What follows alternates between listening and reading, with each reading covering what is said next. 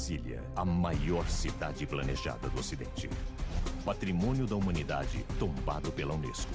Um monumento urbanístico com quase 3 milhões de habitantes, admirado por sua arquitetura ousada e inovadora. Você pode gostar ou não dos palácios, mas você não pode dizer que viu antes coisa parecida. Um enorme desafio logístico e tecnológico, vencido por um presidente que queria mudar a história do país a qualquer custo.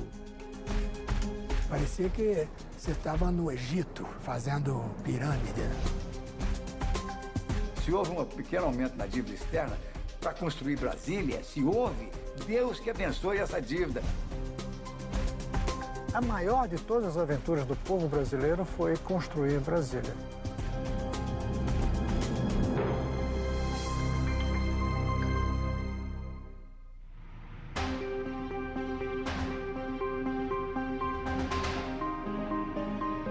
Brasília, a capital do Brasil, é uma cidade única. Seus prédios e avenidas formam o maior conjunto de arquitetura modernista do planeta, construído em tempo recorde, no meio de um planalto deserto, a centenas de quilômetros da cidade mais próxima. Milhares de trabalhadores foram necessários para pôr de pé a cidade sonhada pelo presidente Juscelino Kubitschek e os arquitetos Oscar Niemeyer e Lúcio Costa. As curvas e ângulos dos edifícios, intercalados por grandes espaços vazios, fizeram com que o astronauta russo Yuri Gagarin descrevesse a sensação de chegar em Brasília como aterrissar em outro planeta.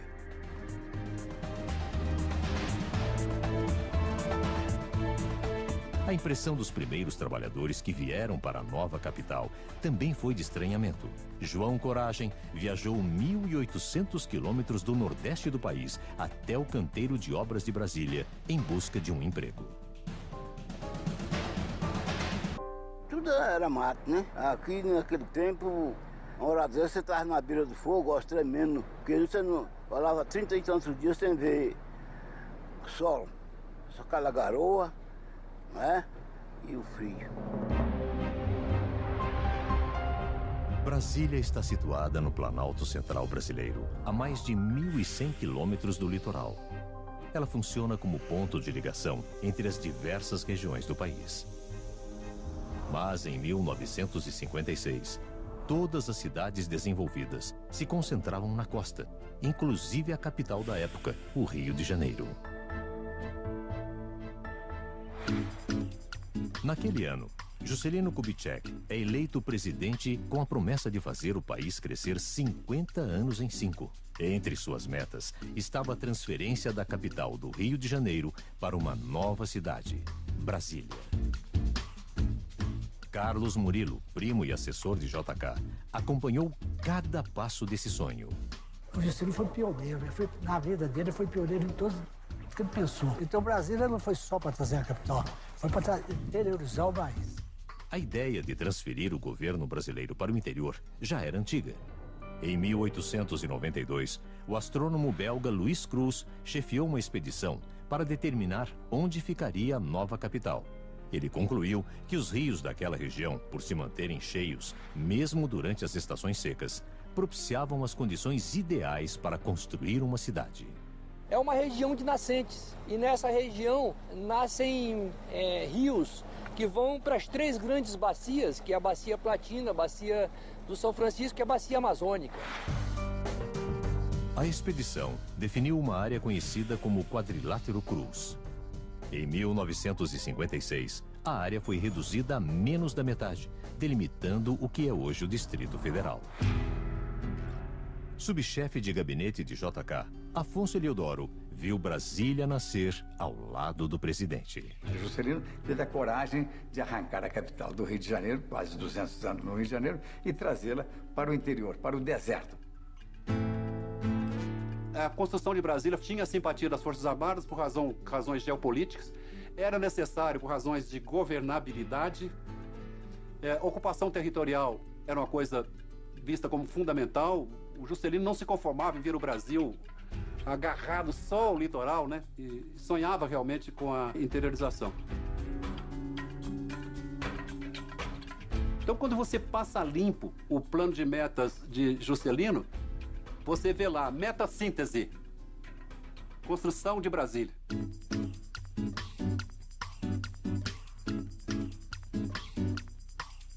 Juscelino Kubitschek criou uma empresa especialmente para a construção da nova capital, a Nova Cap. Ao mesmo tempo, abriu um concurso para escolher o projeto urbanístico de Brasília. O desenhista dos prédios oficiais já estava escalado, Oscar Niemeyer. O arquiteto havia criado o famoso bairro da Pampulha para JK, quando este era prefeito de Belo Horizonte. Pampulha é moderna até hoje. Não precisa dizer mais nada. É uma miniatura de Brasília. O concurso da nova capital foi vencido pelo arquiteto carioca Lúcio Costa, com um projeto inscrito na última hora. Lúcio tinha realizações importantes no currículo, como a sede da ONU em Nova York, feita em parceria com Oscar Niemeyer e o francês Le Corbusier, maior nome da arquitetura moderna. O projeto de Lúcio Costa era simples e engenhoso. Uma cidade em forma de cruz, como o sinal que faz o homem ao demarcar território. Cada um dos eixos teria uma função específica. No eixo rodoviário ficariam os moradores e no eixo monumental, os prédios do governo. 2 eixos, um só cívico-administrativo, palácios, ministérios. Ao longo do outro é que fica a verdadeira cidade. A área residencial e comercial de Brasília é dividida em asa sul e asa norte. Entre elas fica o eixo monumental, uma imponente avenida com 250 metros de largura, onde foram distribuídos os prédios do governo. Esse foi um dos argumentos pelos quais o júri deu a vitória ao Lúcio Costa, de que os outros projetos pareciam cidades, mas que Brasília tinha cara de capital.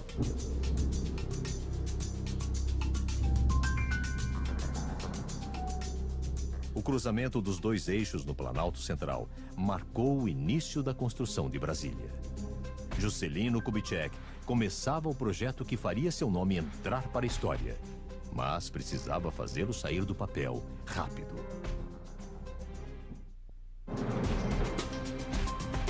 Um dos aspectos mais impressionantes de Brasília foi a velocidade com que ficou pronta. Toda a sua estrutura principal foi construída em menos de 4 anos. Eleito com a promessa de transferir a capital brasileira do litoral para o interior, o presidente Juscelino Kubitschek fixa a data de inauguração em 21 de abril de 1960. A gente vinha aqui, não tinha nada. Mato, não tinha nada. Ele falou, ali vai ser o palácio, ali vai ser não sei o quê, ali. Quer dizer, ele já estava vendo tudo, ele tinha tudo na cabeça. Prazo apertado de pouco mais de 1000 dias para as obras serem concluídas ajudou Juscelino a ter carta branca no Congresso. Não por apoio, mas por descrença da oposição. Ou ele construía Brasília, ou ele estava liquidado. Eles falaram, não, nós vamos aprovar, porque Brasília vai ser o cemitério do Juscelino. Começava a grande corrida contra o relógio. No seu curto período de construção, Brasília atraiu mais de 60 mil trabalhadores, entre operários e serviços de apoio. Todos eram bem-vindos. Brasília está a 1000 quilômetros de distância do centro de abastecimento. Mão de obra zero. Quem é que veio? Vieram os nordestinos, formidáveis, gente fantástica, trabalhadora. Vieram os mineiros, vieram os paulistas, vieram os cariocas, vieram os gaúchos, vieram gente do Brasil inteiro. Os trabalhadores foram apelidados de candangos, nome com que os escravos africanos costumavam se referir a senhores de engenho durante o Brasil colonial. Nós trabalhávamos 24 horas por dia, porque você estava dormindo e estava sonhando com obra. Queria que nego estivesse no pé do serviço, direto, né? Para fazer o serviço. João Coragem trabalhou nas escavações da Torre de TV, um fosso de mais de 40 metros de profundidade. E a gente não tinha coragem, né? E eu, graças a Deus, tinha coragem para descer, né? Eu estava com 20 metros, 25, chegava assim, não estava bom, tem que descer mais. Sem nenhuma cidade próxima para abrigar os operários, foram montados barracões coletivos para que eles dormissem perto das construções. Com a chegada de mais e mais famílias, surge uma infraestrutura básica de serviços. Em junho de 1957, o entorno de Brasília já contava com 12.700 habitantes. Um ano depois, em junho de 1958, era inaugurado o primeiro prédio da nova capital, o Palácio da Alvorada, residência do presidente da República. A forma inovadora de suas colunas acabou se tornando o símbolo oficial de Brasília. Eu queria uma arquitetura mais leve. Eu afinei as colunas. Os palácios começaram a aparecer apenas tocando o chão. O grande desafio de engenharia era fazer com que as colunas suportassem o peso do palácio com uma base muito reduzida. A solução foi elevar a proporção de ferro na estrutura das colunas para 20%, muito acima do padrão de 6% da engenharia da época. O responsável por tornar reais as ideias de Niemeyer foi o engenheiro, poeta e desenhista Joaquim Cardoso. O dia que a crítica começou a dizer que tinha ferro demais, o meu colega, que era muito inteligente, poeta, disse: não, um dia eu vou fazer isso aqui de ferro maciço para dar mais leveza ao palácio. Esta solução de Cardoso também foi utilizada em outros ícones de Brasília, como as colunas do Palácio do Planalto e do Supremo Tribunal Federal, que parecem estar flutuando sobre o chão. Niemeyer, ele quer muito que os projetos dele tenham um primeiro impacto. Da coluna do Alvorada ao Planalto, o Supremo, a Catedral, o que eles têm como característica? É que você pode fazer um desenho, quase uma criança pode fazer um desenho daquele edifício.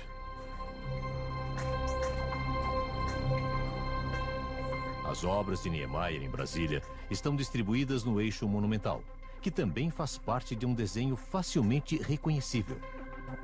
Lembra um avião. Lúcio Costa não gostava da comparação com o avião. Ele dizia que, no máximo, borboleta.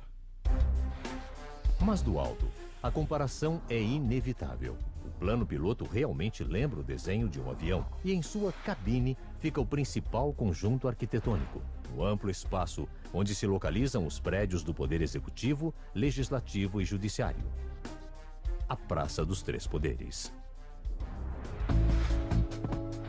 A ideia da Praça dos Três Poderes, da esplanada, era, no fundo, dar essa característica de capital. O Lúcio Costa queria era isolar essa parte de governo para que ela não fosse, digamos, poluída com construções de outros tipos.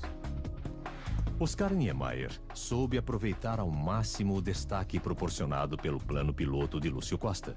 Suas formas simples e leves tornaram-se uma marca registrada da cidade. Naquela época, a arquitetura estava mal conduzida, os prédios eram pesados, retos. Eles tinham esquecido que estavam trabalhando com concreto armado, que abria todas as possibilidades, todos os sonhos que o arquiteto pretendesse.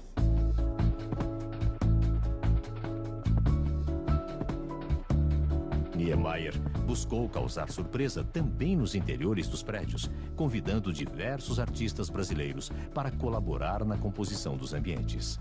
O Itamaraty, tradicionalmente, no Brasil, é o local onde o presidente da República recebe as autoridades estrangeiras. E o Niemeyer soube traduzir isso em espaços. Quanto mais tempo você fica aqui, mais você vê os detalhes, mais você vê como estão pensados os materiais, como estão pensados os acabamentos, como estão pensados a circulação das pessoas no espaço.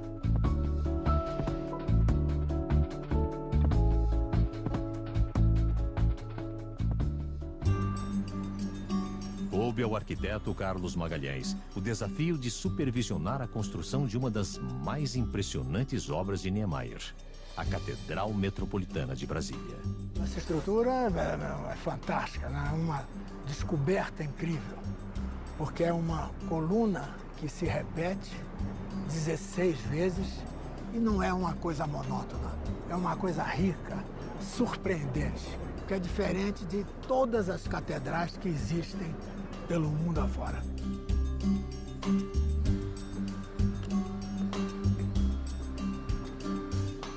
Carlos ainda se emociona ao ver a estrutura por dentro durante a restauração para o aniversário de 50 anos da cidade.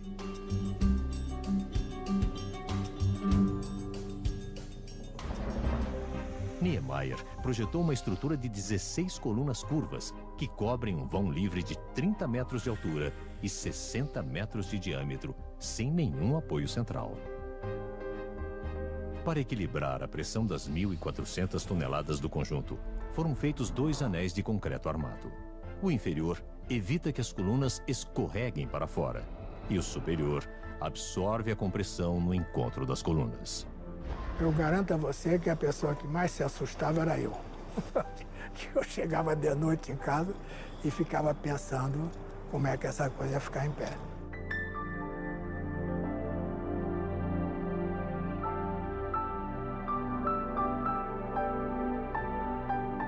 Então eu não queria uma catedral qualquer, antiga, baseada na escura, lembrando pecado. Eu queria uma coisa diferente. Eu fiz a catedral. Depois eu fiz o caminho da catedral em sombra, de modo que a pessoa, quando chegasse na nave, ela tivesse o efeito, o contraste da luz, e que a vista se estendesse pelo espaço. Era uma ideia assim que o crente, a pessoa que acredita em Deus, sentisse aqui que estava mais em ligação com o infinito.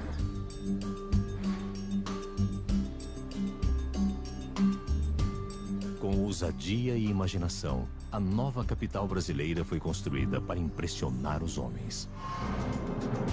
Mas tinha também outro propósito: ser o paraíso dos carros.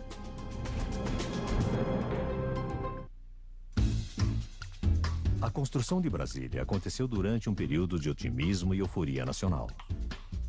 Em 1958, o país conquista pela primeira vez a Copa do Mundo de Futebol, na Suécia. No mesmo ano, surge a Bossa Nova, que logo se torna uma marca registrada do Brasil. Juscelino Kubitschek recebe o apelido de Presidente Bossa Nova.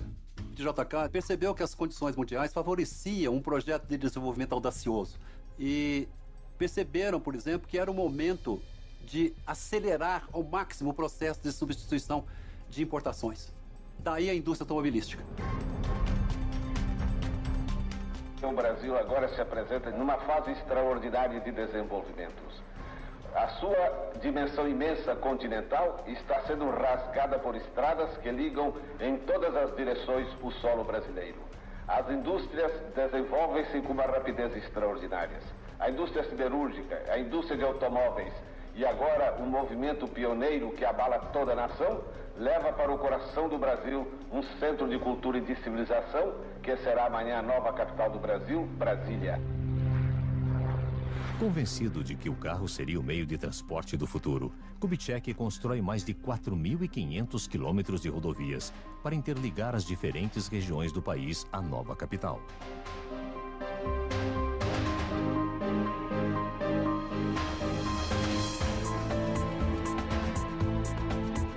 Além de ponto de ligação entre rodovias, Brasília foi planejada como um paraíso do automóvel.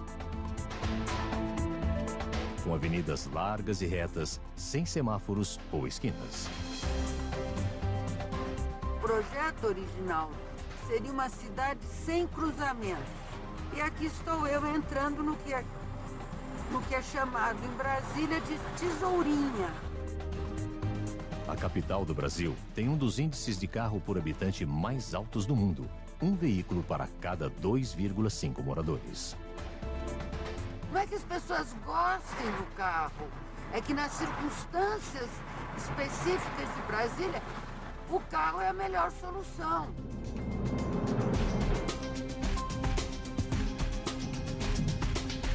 A jornalista Kátia Maia faz parte da frota de 750 mil carros que circulam diariamente em Brasília. A hora do rush é a pior hora, não tem como fugir a um engarrafamento aqui em Brasília. O projeto de Brasília previa que os deslocamentos entre trabalho e moradia fossem feitos de carro. Mas que todas as necessidades cotidianas pudessem ser resolvidas a pé. Para isso, Lúcio Costa criou as chamadas superquadras, quarteirões de 300 por 300 metros. E nos espaços existentes entre as superquadras foram criados pequenos centros comerciais, escolas e clubes esportivos. As superquadras foram espalhadas pelas duas asas do plano piloto. Foi até pensada para isso, né, Brasília, para que se criassem núcleos onde as pessoas viveriam, conviveriam. Então aqui mesmo, se a gente for ver, com uma quadra de esportes lá atrás, tem área para os meninos brincarem, e tem um comércio local que é alguma coisa que supre as nossas primeiras necessidades. Baseado nos princípios modernistas de Le Corbusier, Lúcio Costa estipulou regras rígidas de construção para superquadras. A ideia era preservar a área verde e garantir a livre circulação de pedestres, conceito que o arquiteto chamou de cidade-parque. A gente aqui tem isso, né? Tem muito verde e tem muito aberto, né? Céu aberto. Então, nesse ponto de vista, eu acho que eles conseguiram, sim, esse objetivo da gente se sentir num espaço meio parque mesmo. Em Brasília, as ruas não têm nomes.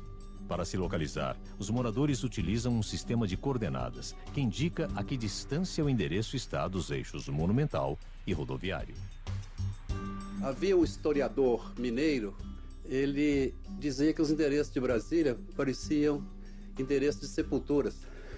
SQS 304. QI 19, conjunto 7. Na verdade, são coordenadas cartesianas. Quando a pessoa entende, ela chega facilmente ao local. Não, peraí, eu inverti, peraí. SQN 215. SHIS QL 12. É Superquadra Sul 302. For dar o endereço para o chofer de táxi, eu vou dizer 309 Sul. Ele vai entender perfeitamente o que eu falei. As primeiras superquadras da Asa Sul foram projetadas por Oscar Niemeyer e foram as únicas a serem entregues antes da inauguração de Brasília. E foi por pouco. 6 meses antes da data estipulada, não havia mais dinheiro para a construção e quase nenhuma obra estava pronta.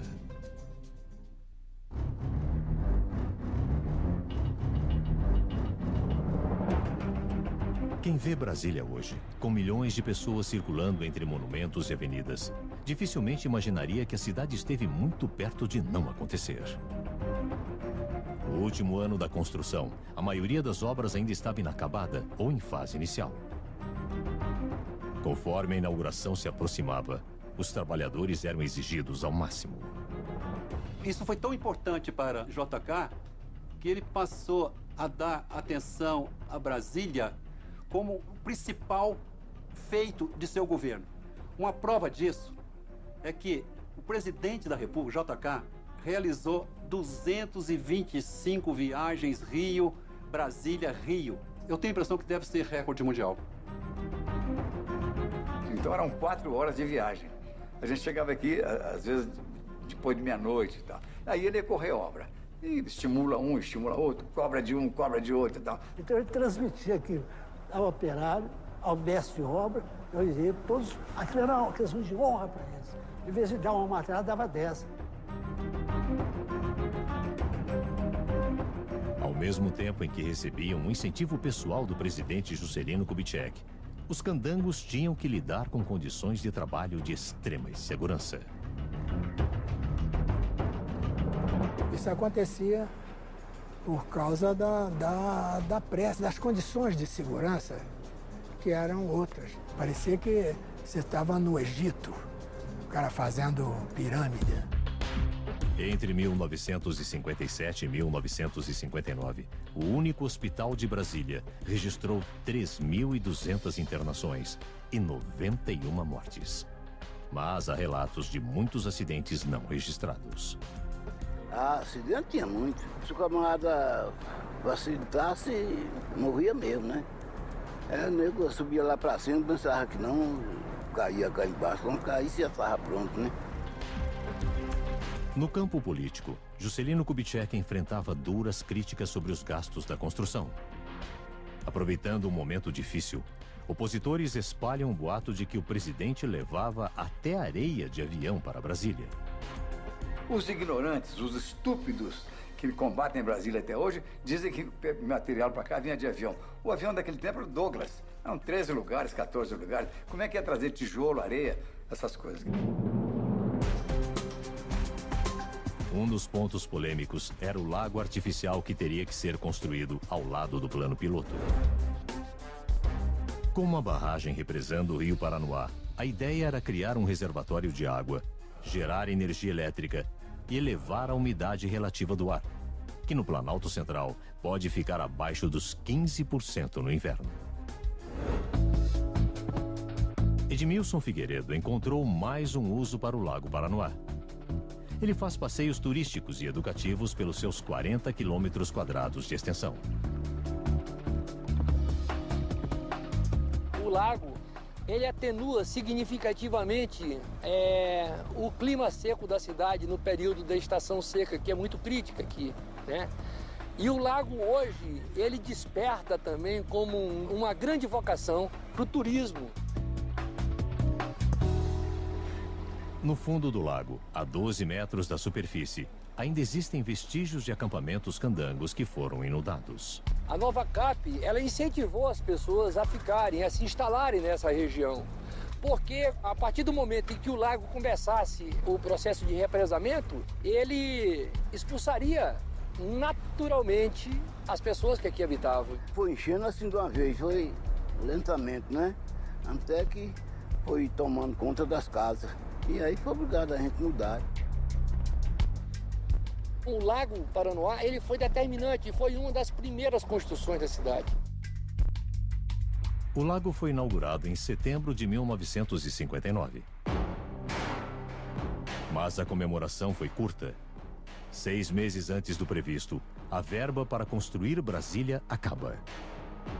Juscelino recorre então ao Fundo Monetário Internacional, sem sucesso. O FMI, para emprestar, fazer um empréstimo, exigia que o país parasse 2 anos. Parava Brasília, parava tudo, para recuperar. Aí depois então, ele emprestaria o dinheiro. Então ele falou, entre eu parar 2 anos para receber esse empréstimo e perder todo o que foi feito para o progresso do país, eu prefiro avançar do progresso do país e não quero empréstimo ao FMI. Para superar as limitações financeiras, Juscelino chegou a negociar pessoalmente com os fornecedores. Aí ele ligava direto para o presidente da empresa, da companhia de cimento, né? Falei, eu te dou um prazo de 48 horas, 72, você põe cimento lá. Senão você está rompendo com o governo.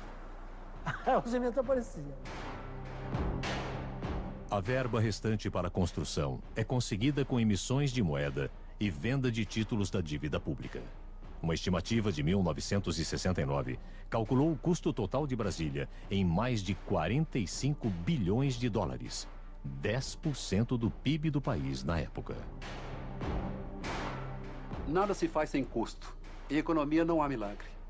A opção por fazer Brasília teve custo alto para a sociedade brasileira. Se você pegar o custo-benefício da obra de Juscelino, você vai ver que o benefício foi muito maior do que o custo. Então, se houve uma pequena inflação, se houve um pequeno aumento na dívida externa, para construir Brasília, se houve, Deus que abençoe essa dívida, Deus que abençoe essa inflação, porque foi ela que nos deu a condição de sobreviver até hoje. Resolvido o problema financeiro, em dezembro de 1959, Juscelino inaugura o Congresso Nacional. O conjunto se tornou um dos mais simbólicos de Brasília. O primeiro projeto que eu fiz foi o Congresso. Parece um bocado simples, com 3 traços você vê a arquitetura. Fazer a cúpula do Senado foi relativamente simples, mas a forma na Câmara dos Deputados desafiava a gravidade. Eu me lembro que um dia o engenheiro Cardoso telefonou para mim, animadíssimo. Ele me disse, Oscar, descobri a tangente que vai permitir que essa cúpula apareça como que apenas tocando o chão. Para que as paredes da cúpula invertida não sucumbissem à gravidade, o engenheiro Joaquim Cardoso projetou uma série de anéis de aço que amarram a estrutura. Ao invés de suportar o peso, o concreto serve para vedar, proteger e dar rigidez ao esqueleto metálico.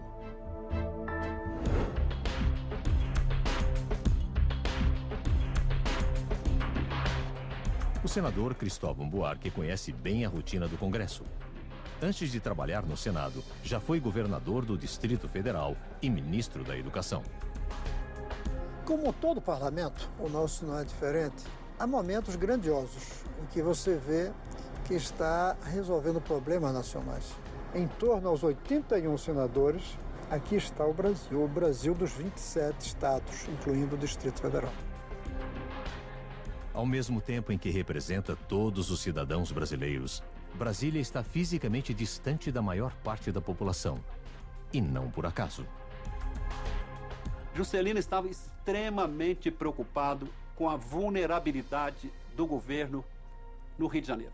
Bastava uma greve agitada de estudantes por causa de preço de passagem de bonde para o presidente da República ficar preocupado. Não havia condições de governabilidade a partir do Rio de Janeiro. O isolamento de Brasília garante tranquilidade ao governo brasileiro. Por outro lado, dificulta a fiscalização do trabalho dos políticos. Que Brasília, com apenas 50 anos, ainda é uma espécie de faroeste político. Então surgiu a possibilidade de aventureiros, é verdade. Acusam Brasília de coisas em que ela é completamente inocente. Brasília, cidade corrupta. Isso é um absurdo. Brasília é só palco. Corrupto é quem faz corrupção na cidade. Mas em abril de 1960, Brasília estava apenas começando sua transição de sonho para a realidade. Com uma festa de inauguração para centenas de milhares de pessoas, a cidade atrai a atenção do mundo e se torna um símbolo de orgulho para os brasileiros. Prazo curto, falta de verbas, descrença da oposição. Superando todos os obstáculos, a nova capital brasileira é inaugurada na data prevista, 21 de abril de 1960. Uma grande festa atrai mais de 250 mil pessoas para ver a cidade do futuro. Você imagina, durante 3 anos, você vivendo aquela emoção do minuto a minuto. Vai, não vai, do sai, não sai. Você chega no dia da inauguração, é um negócio fantástico, é uma emoção fantástica. Vem gente de todo lado, você vê lá, vem gente de carroça, vem gente de caminhão, vem gente que vem a cavalo. Foi a coisa mais apoteótica que você pode imaginar. E mais emocionante. Inclusive você vê o retrato dele, inclusive chorando, né, na missa. E à meia-noite, em ponto, vocês apagaram todas as luzes da cidade. A banda sonora começou a tocar o hino nacional, acendeu as luzes todas da cidade. Aí ele pôs a mão no bolso e começou a chorar. Agora, a festa do povo na rua, isso é que é fantástico. Quer dizer, aquele povo que fez com as próprias mãos a cidade, e que teve a glória de ver o presidente da República junto deles ali, inaugurando a cidade, que eles fizeram. É indescritível a festa popular. Eu achei muito bom a inauguração. Aí vim ali bem pro palácio, para nada. Mas se o dia era coisa boa para a gente beber, isso, aquilo, outro.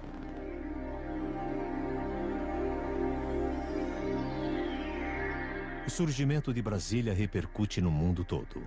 Jornais destacam a arquitetura inovadora de Oscar Niemeyer e a rapidez com que o projeto de Lúcio Costa foi trazido à realidade. Se você for a Brasília, você foi a Brasília. Você pode gostar ou não dos palácios, mas você não pode dizer que viu antes coisa parecida. Isso é que é arquitetura.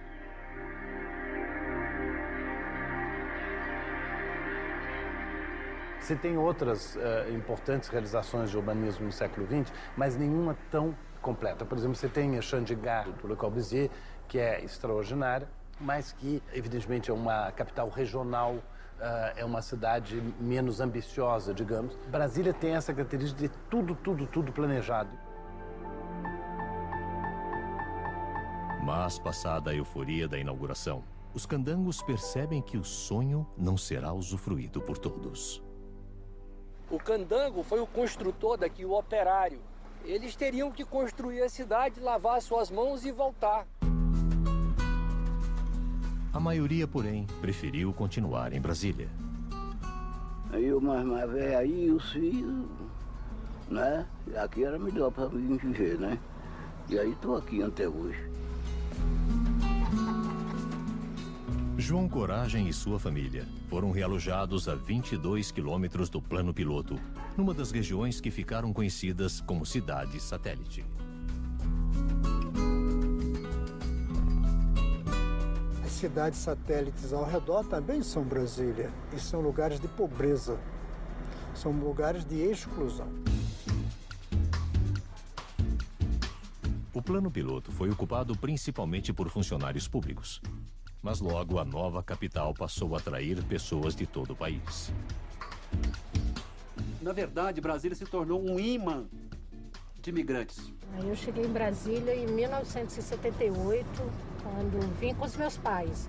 Era criança ainda e meu pai militar terminou sendo transferido aqui para Brasília. E quando a gente chegou aqui, Brasília foi meio assim um sonho, porque era uma cidade totalmente diferente e grande, né?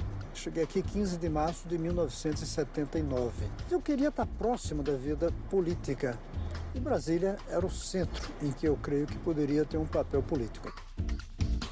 Eu vim a Brasília em 1982, expressamente para dar aula na Universidade de Brasília. Quando eu cheguei aqui em 82, ainda tinha muita obra, a sensação ainda era de uma cidade que estava em construção. O plano de Lúcio Costa previa que Brasília comportasse de 500 a 700 mil habitantes. Ao longo de 50 anos, o crescimento foi vertiginoso. Hoje, quase 3 milhões de pessoas vivem na capital, sobrecarregando seus serviços de transporte e abastecimento. Chegar a 2,5 milhões de habitantes em 50 anos é preocupante. Seria preocupante em qualquer lugar do mundo. Brasília foi um pouco vítima do seu sucesso, quer dizer, as pessoas não imaginavam realmente que Brasília fosse crescer tanto e que todas as áreas fossem ser ocupadas. Em 1987, a Unesco concede à capital brasileira o status de Patrimônio da Humanidade. Todo o plano piloto, incluindo seus grandes espaços vazios, se torna zona de proteção total, para garantir que o projeto não seja descaracterizado. Qualquer mudança estrutural em Brasília precisa ser discutida com cautela. Devem ser feitas intervenções específicas para resolver os problemas daquela área, não ter um novo conceito de urbanismo aplicado a coisa, não. São adaptações que não podem, eu acho, romper essa concepção, inclusive, do tombamento dos vazios e o plano original. Brasília vive um conflito constante entre preservar seu patrimônio e servir a sua população. Qual será o futuro da cidade do futuro? Brasília é um dos maiores exemplos de cidade planejada no mundo. Aos 50 anos, suas virtudes e problemas inspiram a pergunta: Brasília deu certo? Brasília deu certíssimo. Você hoje tem o Centro-Oeste ocupado. Se não fosse Brasília, você estaria aí com 6 milhões e 500 mil quilômetros quadrados de Brasil, com meio habitante por quilômetro quadrado. A maior de todas as aventuras do povo brasileiro foi construir Brasília. A construção de Brasília está, para a nossa história, como a escola de Sagres para Portugal. Portugal atravessou o oceano. O Brasil veio para o Planalto Central. Eu considero Brasília, a construção de Brasília, a segunda descoberta do Brasil. Como se foi difícil fazer uma cidade em 3 anos apenas. Nunca se fez isso. Uma cidade nova, procurando fazer coisa diferente, nunca houve. Isso deu um certo estímulo ao brasileiro, criou um certo otimismo, a gente achando que nós também podemos fazer coisas importantes, né? Eu acho que é a maior contribuição brasileira para a arte do século XX. A transferência da capital federal do Brasil para o interior do território foi uma dádiva para o país. Essa dádiva foi pensada por muito tempo, mas foi realizada por um homem de grande coragem política. Em agosto de 1976, após um período exilado do país, Juscelino Kubitschek morre em um misterioso acidente de carro no Rio de Janeiro. O Brasil vivia sob ditadura e o regime militar planejou um enterro discreto, mas que acabou se transformando em uma demonstração de gratidão da cidade para com o seu fundador.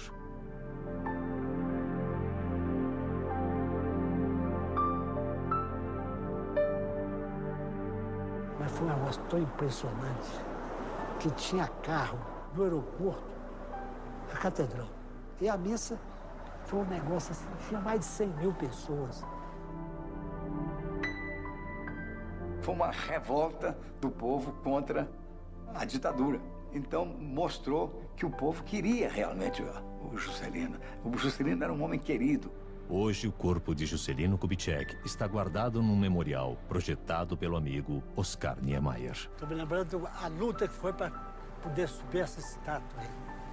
Porque os militares, na época da linha dura, achavam que o Niemeyer fez isso, porque o Niemeyer era comunista, sempre foi, né? E que a sombra parecia o martelo com a foice, que era o símbolo do comunismo. O memorial está localizado na área central de Brasília, cidade que materializou o sonho de Juscelino Kubitschek de redescobrir o país. Ele falou, eu não quero nada, só quero uma coisa, muito bom, o fundador.